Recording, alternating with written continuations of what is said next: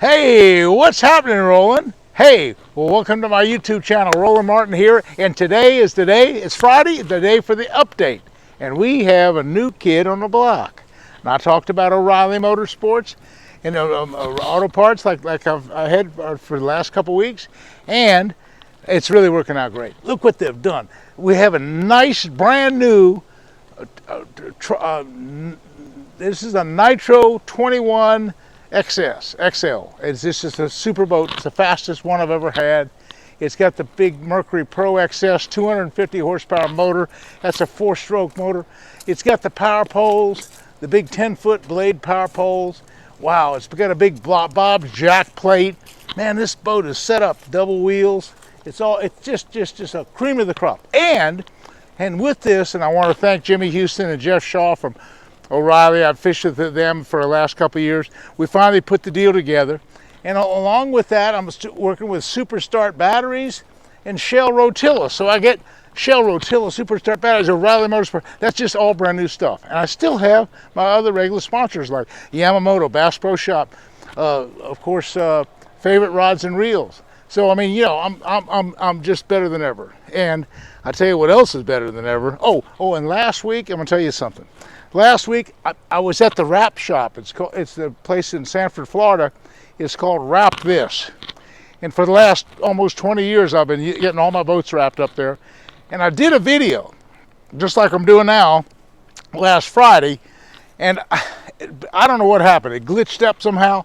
I missed last Friday. I thought it was up on the air, and it just didn't happen. So every once in a while, I've been doing this video stuff for about 4 or 5 years, and every once in a while I'll have a glitch. And so last week I had a glitch. I want to apologize, but I had a great big deal about how it was being wrapped, and an update on O'Reilly being a new sponsor as well.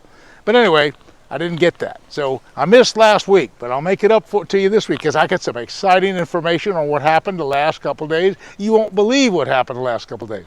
We'll get to that in a minute. Okay, this boat is just a perfect boat. I set up a big shiner tank on it. I still do my shiner fishing on Headwaters, and that's what I want to start talking about right now. I tell you what, Headwaters is alive and well. It's the hottest lake in the state, and I've told you this many times. Jim Brown, the creel study guy, he has told me time and time again, it's the hottest lake in the whole state of Florida, probably in the country right now. 10,200 acre lake, but it's just a flat lake full of hydrilla, full of canals, full of deep water, and just full of bass. You know, they stocked it with some 2 million bass, and it's a catch and release lake. And here's the really cool deal, is that out of, say, 10 bass that I catch, any size bass over there, I'll look in their mouths, at least 2 or 3 of them have been caught before.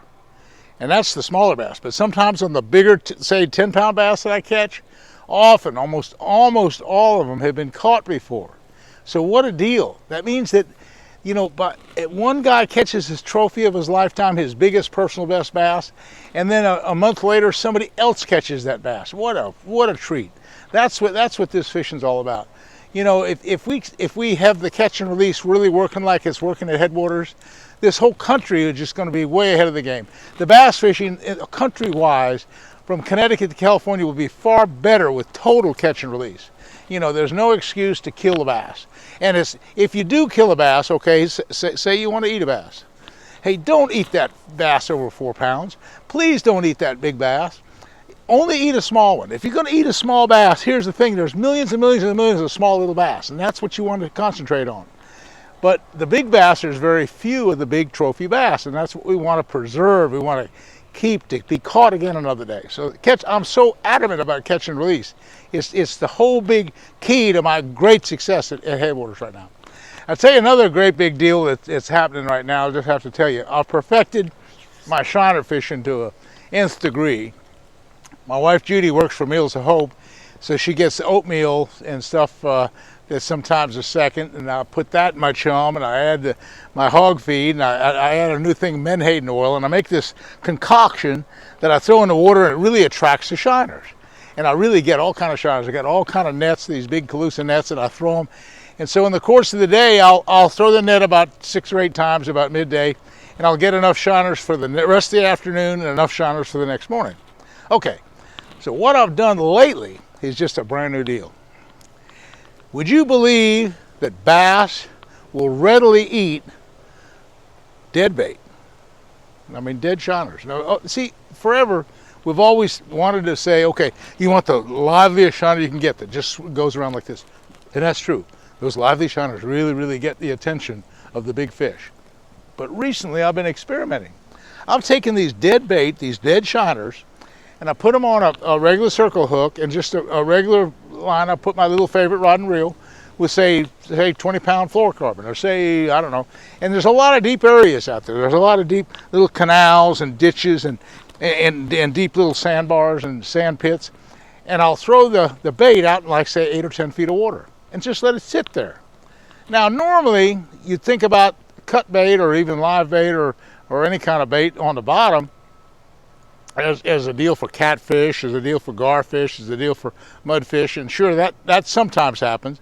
But the bass are eating the heck out of these dead shiners. So I'll tell you what I did yesterday. Yesterday I took a shiner. You won't believe this. You won't believe this. I took a shiner this big. I cut it in 4 pieces. 1, 2, 3, 4. I put a circle hook through each little chunk. Now I had a little chunk of beat like this. I took my rod and I threw it out in 10 feet of water. Threw one rod out there and just let it sit in the bottom. It sunk to the bottom. It sat there for about 10 seconds. Started taking off. I said, maybe that's a catfish. No, maybe it's a garfish. I set the hook. Big old 4-pound bass. Whoa, wait a minute. I still had the chunk of bait on there. Still had it. So I threw back out there. Bam, another bass. Bam, another bass. I ended up catching on that one shiner with the 4 pieces. I ended up catching about 6 or 8 bass on that one deal. So it's just an incredible. Who would think that bass would hit cut bait or even dead bait? Now, there's a reason for that to happen. I do a lot of saltwater fishing. We go out in the Gulf Stream and out of Alamorada, and we'll catch these dolphin or the mahi-mahi. They'll come in all around the boat. Once you get them in a frenzy, once you get a school just worked up, and once you're chumming them good, they're just hitting everything. But it takes a little bit of time. It takes a little bit of effort to get them in that frenzy, and that's kind of what I'm doing with the bass. What I'm doing with the largemouth is I start off, I come up to my little spot that maybe it's at the edge of a little deep hole, and I'll put a regular shiner out there on a little bobber, and it'll float around and blah, blah, blah. Finally, maybe one will get curious, and he'll come and eat the thing. Well, what happens is when I set the hook and get the fish on, there's kind of a frenzy and a little fight, you know. Okay, he's making splashes and stuff, and now this little other bass, maybe right over here 30 or 50, 40 feet away, hears that, and it comes over out of curiosity to kind of check it out.